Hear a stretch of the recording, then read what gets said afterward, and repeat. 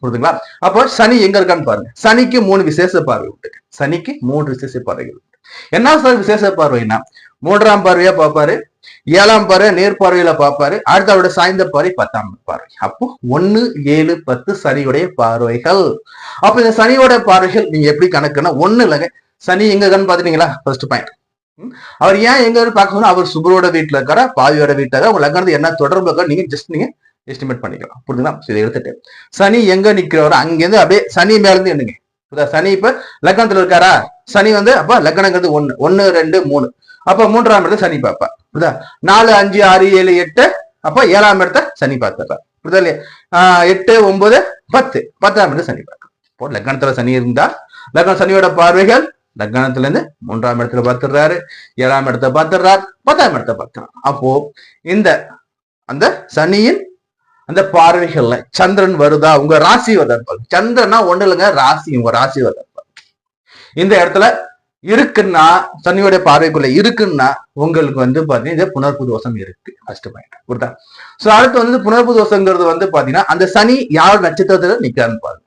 அந்த நீங்க ஜாதகத்தை எடுத்து பார்க்கும்போது அந்த கிரக அட்டவணையும் போட்டிருப்பாங்க. அதுல சனின்னு இருக்கும். சனி எத்தனை டிகிரி, அந்த டிகிரியை போட்டு பக்கத்துல வந்து பாத்தீங்கன்னா நிலைன்னு சொல்லி போட்டிருப்பாங்க. அதுல பக்கத்திலேயே எந்த நட்சத்திரத்துல நிக்குன்னு கொடுத்திருப்பாங்க. புரியுதுங்களா? சந்திரன் நட்சத்திரம் வந்து பாத்தீங்கன்னா அஸ்த நட்சத்திரம், ரோஹிணி நட்சத்திரம், திருவோண நட்சத்திரம். இது 3மே சந்திரனுடைய. புரியுதுங்களா?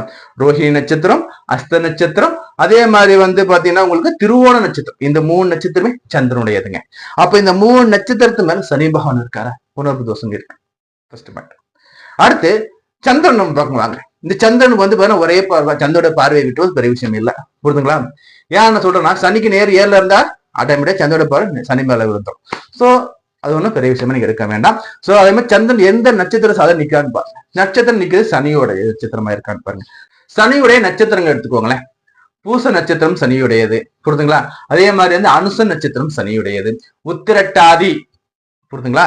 சனியுடையது. புரியுதுங்களா? அப்போ பூச நட்சத்திரம் நிக்குதா, என்ன வந்து உத்திரட்டாதி நட்சத்திரத்தை நிக்குதா, இல்ல அனுசம நிக்குதான்னு பாருங்க. இந்த நட்சத்திரங்கள்ல சந்திர பகவான் நின்றாலும் இந்த புனர்ப்பு தோஷம் என்பது உண்டு. புரியுதுங்களா? சோ இந்த புனர்ப்பு தோஷம் என்ன சார் பண்ணும்? இந்த புனர்ப்பு தோஷம் வந்து எப்படி சார் ரியாக்ட் ஆகும்னா, ஃபர்ஸ்ட் புனர்ப்பு தோஷம்னா வந்து பாத்தீங்கன்னா கிட்டத்தட்ட 30 வயது வரைக்கும் திருமணம் ஆகாதுங்க. 30 வயது வரைக்கும் திருமணம் ஆகாது. 28 வயதுக்கு மேலதான். அக்யூரேட்டா சொல்ல 30 வயசு வச்சுக்கோங்களேன். ஏன்னா 28 ஆல்டர்னேட்டிவ்ல இருக்கும். சோ 28 வயது வரைக்கும் திருமண தடையை கொடுப்பார். 30 வயதுக்கு மேல திருமணம் ஆகிடும். அதுல எந்த ஒரு பிரச்சனையும் இல்லை. புரியுதுங்களா? அதே மாதிரி வந்து பாத்தீங்கன்னா இந்த சனி தொழில்காரகன் இல்லைங்களா, இவர் வந்து பாத்தீங்கன்னா உங்களுடைய மனோக்காரன் கூட அவர் வந்து மிங்கிள் ஆகும் போது என்ன சார் நடக்குது? தொழில் வகையில பெரிய அளவு